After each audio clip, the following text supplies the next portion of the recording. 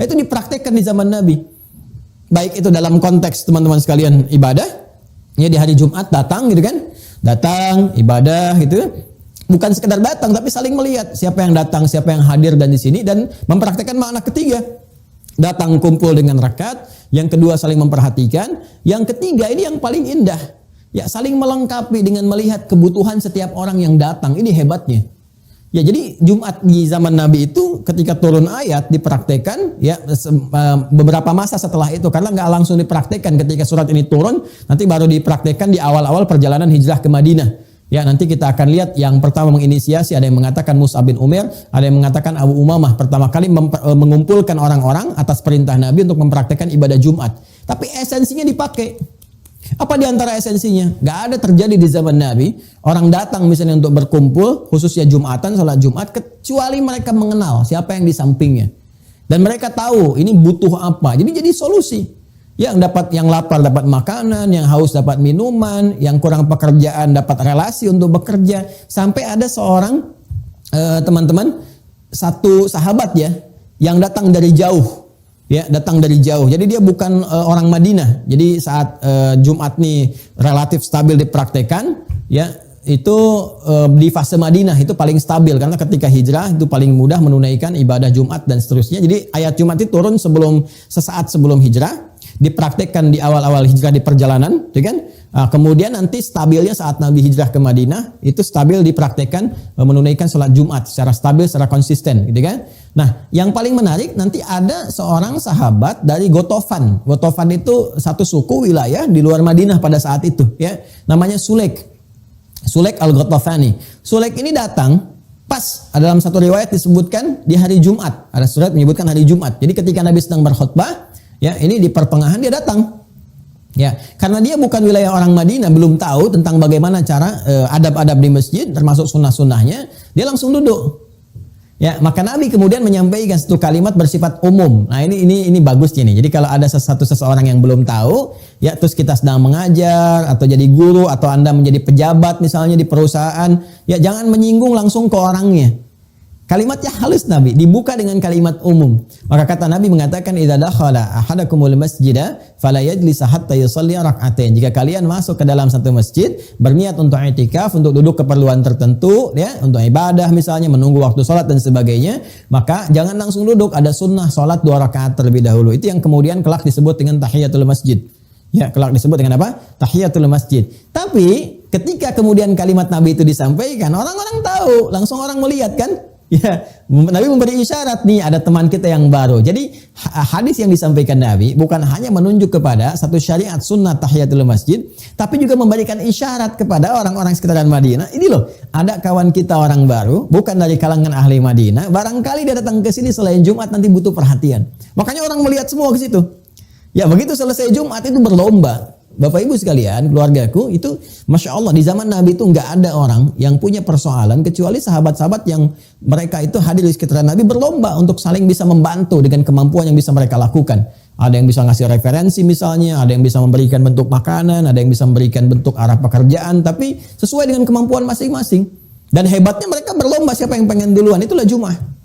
Jadi bagaimana iman itu? Ya iman itu memberikan sebuah pengaruh yang sangat kuat bagi diri kita gitu untuk bersikap. Jadi kalau orang beriman tuh nggak usah ditanya tentang bahasa persatuan, nggak usah ditanya tentang bahasa bagaimana saling memperhatikan, ya, saling menguatkan. Jadi ketika kita masuk hari Jumat, salah satu yang dievaluasi pada diri kita itu ambil skala terkecil dulu, misalnya skala keluarga. Ya coba dilihat di keluarga kita. Jangan-jangan kita melihat jauh tapi lupa dengan keadaan di dalam diri kita. Bagaimana penyatuan di keluarga itu bisa dibangun. Ya jangan-jangan mohon maaf di keluarga pun kita masih melihat ya seperti aktivitas-aktivitas yang dipopulerkan di masa jahiliyah.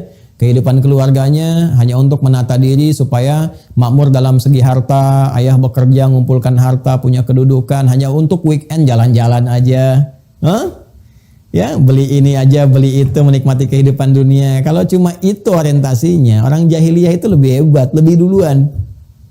Jadi kita mulai dari lingkungan keluarga dulu yang paling kecil, tata dulu, kan? Kumpul, saling menguatkan. Barangkali si bungsu perlu perhatian, si kakak perlu arahan, ada yang perlu diskusi, kitanya belum sempat, kan? Sama-sama kita melihat evaluasi seperti itu.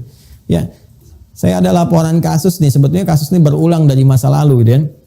Ada anak yang ya dari dia kecil sekolah Islam bagus dan sebagainya, ketika dia masuk kampus pintar, ini sebenarnya kisah masa lalu juga tapi terulang kekinian. Ya ketika sudah masuk satu kampus, nalar dia sudah mulai berpikir luar biasa, tiba-tiba kemudian datang ke rumah dia minta izin pindah agama. Anda bayangkan. Dan ketika ditelusuri ya penyebabnya yaitu salah satunya kurang perhatian, ya kurang rekat hubungan antara orang tua dengan anaknya. Jadi kita jangan bicara jauh dulu, karena aspek jauhnya itu kan dengan sekitaran, dengan tetangga dan sebagainya. Makanya Jumat kan menarik, ada sholat harian berjamaah, itu lingkaran terdekat, satu RT misalnya, RW. Tapi kalau Jumat kan dari mana-mana datang. Coba Anda bayangkan kalau dipraktekkan, ibadah harian, ibadah pekanan, ibadah tahunan. Jadi kalau semua makna itu dipraktekkan, Jumat dipraktekkan dengan benar, saya yakin kemiskinan akan terkurangi. Kenapa? Karena semua orang mempraktekkan dengan baik. Ya, cara dia bergaul, cara dia merekatkan hubungan dan sebagainya. Apalagi kalau haji dipraktikkan, saling merekatkan semua satu dengan yang lainnya. Ya, dan Allah memberikan kesan apa yang sangat dalam, fas'au ila dzikrillah. Kalau sudah muncul sepekan hari Jumat itu, fas'au ila dzikrillah, maka bergegaslah kalian semua untuk ingat kepada Allah. Ya, jadi untuk laki-laki ada ibadah spesifik salat, kan? Tapi semua diminta oleh Allah, baik laki-laki ataupun perempuan, coba ingat zikir kepada Allah. Ternyata ini bagian kedua terakhir yang ingin saya sampaikan sebelum masuk ke keistimewaan. Kita sejarah Jumat sudah tahu tadi. Ya, sekarang syariat Jumat juga muncul, ya sudah disampaikan. Nah, yang paling menarik ketika Allah Subhanahu wa taala menyampaikan lewat ayat ke-9 ini, fas'au ila dzikrillah, bergegas untuk ingat kepada Allah, zikir kepada Allah. Ternyata Allah memberikan kesan evaluasi kepada kita. Pada kita semua tanpa kecuali. Ya, zikir itu semua aktivitas yang kita kerjakan yang mampu mengingatkan dan mendekatkan diri kita kepada Allah. Ya, kita ingat Allah, zikir. Ya, zikir dan mendekatkan. Jadi bukan sekedar ingat tapi membangun kedekatan dengan Allah. Jadi kalau kita berzikir nggak membuat kita dekat, maka ada yang kurang sempurna dalam zikirnya. Jadi bukan sekedar kita mengingat, ya, dalam konteks misalnya kita membaca sesuatu, ingat tapi nggak membuat kita dekat. Nah, ini ada yang belum sempurna, bukan salah ya, sekali lagi bukan salah. Ya, dia dapat pahala dengan kalimat sesuai dengan niatnya, tapi manfaat dari situ belum sempurna dia dapatkan. Ya, misal semua kegiatan yang mendekatkan kita dengan Allah, kalimat thayyibah, ya, kalimat thayyibah, subhanallah, alhamdulillah, Allahu akbar, itu zikir namanya.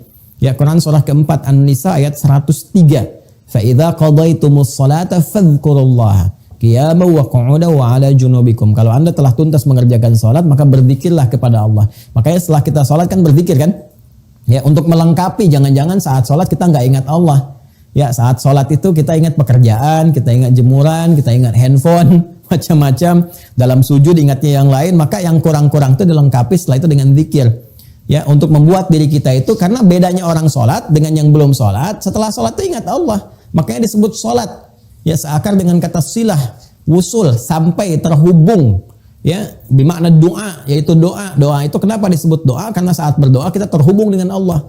Harusnya setelah sholat itu kita punya hubungan yang baik dengan Allah, terhubung.